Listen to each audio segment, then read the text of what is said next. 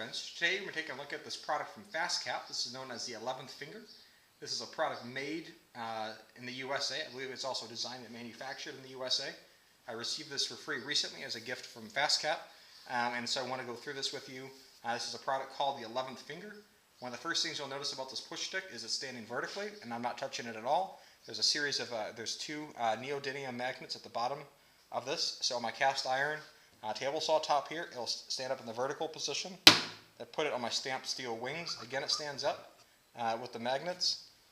If I place it on the aluminum router table that I've got on the side, it does not work. The magnets don't work with aluminum. Hope you already knew that. And so the whole idea with this is that your push stick is always exactly where you want it, and it can be, and it's easy to get to because you can leave it standing up where it's very obvious. It protrudes. It's there. You can't miss it. It's bright orange. Unless you own rigid tools, it'll stand out right away. And even if you do own rigid tools or other Black & Decker that have a lot of orange, you should be able to see this very easily just with the way it stands up as far as the orientation. So at the business end of the tool here, there's a little bit of a hook to be able to push your material through. And the other interesting characteristic of this that you'll notice is that 90-degree bend.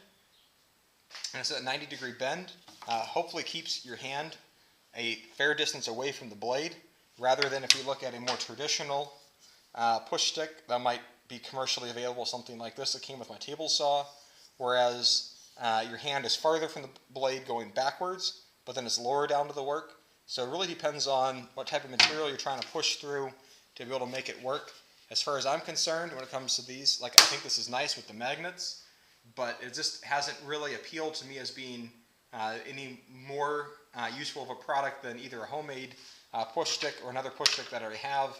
I think the magnets are nice. Would I personally spend my own money to be able to buy this push stick?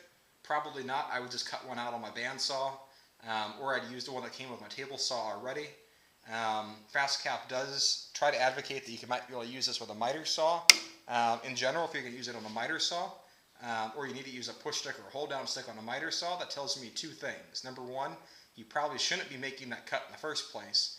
Or number two, you need to find a safer way to do it with some sort of clamp, but you really shouldn't need to put a finger of some sort anywhere near your miter saw blade. And so I'm not sure I necessarily agree with their logic on that. If you're doing that and you're using this as a way to get around having a finger too close to the blade, I think you should really rethink the cut that you're making on the miter saw. So as a push stick, I think it actually performs reasonably well. I mean, a push stick is not the most complicated thing in the world. You push the material through your saw blade here. So I'll make a sample cut, and then I'll show, and then you can see how it works as I rip a board down. When it comes to making cuts on your table saw, there is no excuse for not having the proper safety equipment, which at the bare minimum includes a pair of safety glasses.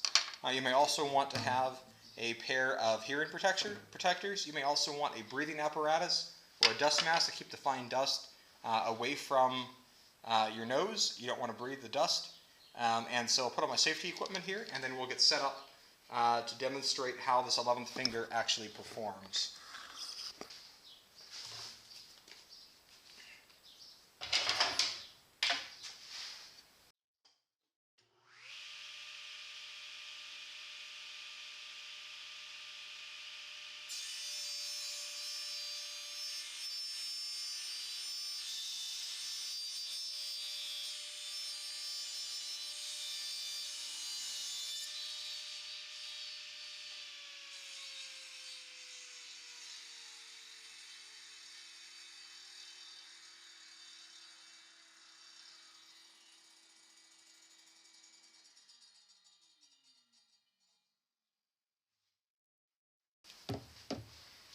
And there you can see the 11th finger in use. From my perspective, I think the issue of putting the force in the wrong direction, I would rather use something that's more flat where I can get more of a hold down. This has a better bite to it for what came with my saw, or just something else.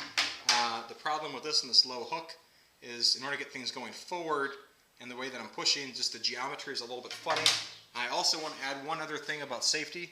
I left my table saw blade up a little bit higher so you can make sure that you can easily see on the video where the table saw blade and the height of the blade relative to the board, so you can see exactly where that cutting surface would be in terms of keeping my fingers away and knowing exactly where it would be. But normally this blade should be down closer to the height of the top of the workpiece here and not all the way up. I just wanted to raise it for a little bit of effect on the video. But for normal safety purposes, you want that further down where it's about the same height, or just a hair over the height of the top of your workpiece. So I hope you found this useful about the Fastcap 11 finger push stick, and have a great day. Bye.